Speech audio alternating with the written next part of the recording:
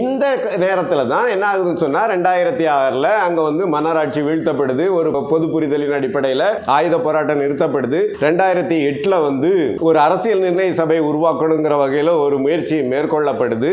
அரசியல் நிர்ணய சபையை உருவாக்குறதுக்கு இடையில இந்த இழுப்புல 2013 தான் ஒரு தேர்தல் நடத்தப்படுது. அந்த தேர்தல் நடத்தப்பட்டு அரசியல் நிர்ணய சபைக்கான வேலைகள் நடந்துட்டு இருக்கும் போதே உள்ளுக்குள்ளார அரசியல் குழப்பங்கள்லாம் படு தீவிரமாக அவிழ்த்து விடப்படுது. எப்படின்னு சொன்னா, மன்னராட்சி ஒழிக்கப்பட்டு மக்களாட்சி அமைகிறது போது என்ன முக்கியமாக தேவைப்பட்டுச்சுன்னு சொன்னா, ஏற்கனவே இருந்த அரச இராணுவத்தோட இணைந்த வகையில மக்களுடைய உரிமைக்காக போராடிய மக்கள் படை, மாவோயிஸ்டுகள் தலைமையின் கீழே இருந்த ஆயுதப்படை, அது இராணுவத்தோட இணைக்கணும் அப்படிங்கிற ஒரு கோரிக்கை முதன்மையாக இருந்தது. அது 2006 பேச்சுவார்த்தையிலே அது முக்கியமானதாக இருந்தது. அந்த வேலைக்கு தடை ஏற்பட்டுச்சு. என்ன பண்ணப்பட்டுச்சு?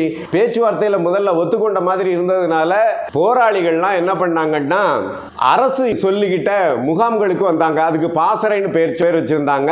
ஆயுதங்கள்லாம் அரசினுடைய பாதுகாப்புலையும் மாவோயிஸ்ட் தளபதியுடைய பாதுகாப்புல ரெண்டுடைய கூட்டு பாதுகாப்புக்குள்ளார தான் இருந்துச்சு. படிப்படியாக அவங்க செல்லா காசாக மாறி போனாங்க.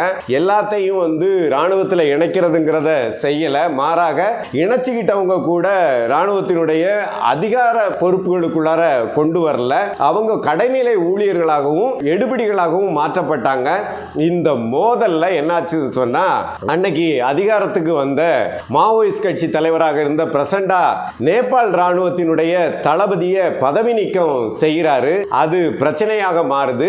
அந்த ஆட்சி கலைக்கப்படுது. திரும்ப 2015 தேர்தல் நடக்குது.